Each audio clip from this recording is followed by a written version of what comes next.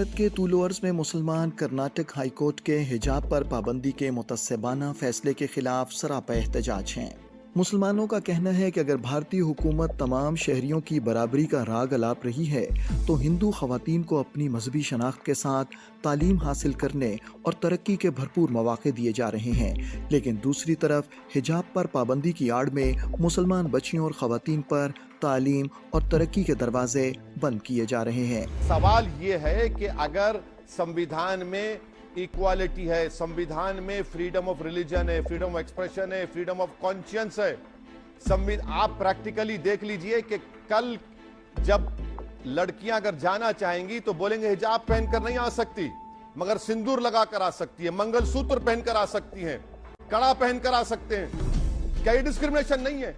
और आखिरी बात मैडम, भारत सरकार ने ये डेटा दिया है कि कर्नाटका और तेलंगाना ऐसे स्टेट्स हैं जहां पर मुस्लिम बच्चियां हिंदू बेटियों के बराबर स्कूल्स को जा रही हैं। समझिए तो सही इस बात को कि वो पढ़ना चाह रही हैं। मुसलमान तालिबात का कहना है कि उन पर कतगने लगाकर उन्हें अछूत बनाने की कोशिश की जा रही है।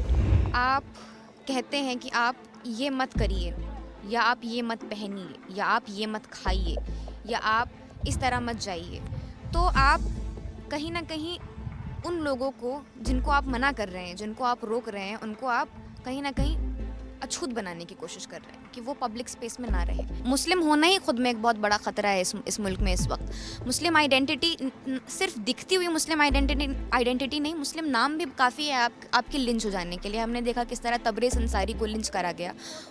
उस शख्स की ना बड़ी दाढ़ी थी, ना उसने कुर्ता पजामा पहना हुआ था। तो मुसलमान होना खुद में ही एक बहुत बड़ा रिस्क है। मुसलमान ख़वातीन ये समझती हैं कि हिजाब पर पाबंदी उनकी आवाज़ को दबाने और उन्हें तालीमी मैदान से दूर रखने की एक साजिश है। तो इनका मसला हमारे हिजाब या हमारे पर्दे से नहीं, इनका मसला हमारी वॉइस से है। अगर आप हिजाब पे बैन लगाएंगे तो जो जिन घरों से मतलब चला आ रहा है हिजाब का, हम लोग सभी कुछ भी हिजाब करते हैं, निकाब करते हैं, तो अगर हमको किसी जगह पे जाने पे बैन लगा दिया जाएगा कि आज से आपको यहाँ पे नहीं आना है अगर आप हिजाब करेंगे, तो ऑब्वियसली हम उस प्लेसेस को छोड़ देंगे। तो ये समहाउ जा रहा है कि आप एजुकेशन से जो लड़कियां हैं, मुस्लिम लड़कियां, उनको दूर कर रहे हैं। तालीमी इदारों में मुसलमान तालिबात को जानबूझकर तज़हीक का निशाना बनाया जाता है ताकि वो दिलबर्दाश्ता होकर अपनी तालीम को खैर बात कह दें। इस तरह से अगर हिजाब के लिए मसला देखें तो ऐसा मेरे साथ भी मेरे कॉलेज में एक बार हो चुका है कि ड्यूरिंग एग्ज़ाम दे रहे थे और मेरे सर पे दुपट्टा था, बिकॉज हिजाब अलाउड नहीं था कॉलेज में। तो मेरी टीचर थी जो वो बहुत ज़्यादा गुस्सा हो गई थी कि मतलब मैंने दुपट्टा क्यों रखा हुआ है सर पे, एंड शी वाज लाइक उतारो उसे फ़ौरन उतारो, तुम ये समझ में नहीं आता है क्यों पहना हुआ है। हिंदुत्व के पुजारियों की तरफ से लगाई गई पाबंदियों के बावजूद मुसलमान तालिबात पुरज़्म हैं कि वो अपने हक के लिए जद्दोजहद जारी रखेंगी। ये हमारा हक है, हम लोग अपनी मर्जी से पहन रहे हैं, तो हम अपने हक के लिए लड़ेंगे और हमेशा लड़ते रहेंगे। जब तक मुझे मेरा हक नहीं मिल जाता तब तक हम लोग लड़ेंगे। मुसलमानों ने कर्नाटक हाई कोर्ट के फैसले को मायूस कुन करार दिया है। अक़लियतों बिलखुसूस मुसलमानों के खिलाफ हिंदुत्व के रंग बेरंगी मोदी हुकूमत के इक़दामात दरअसल भारत में मुसलमानों के कत्लेआम की राह को हमवार करने की पॉलिसी का हिस्सा हैं।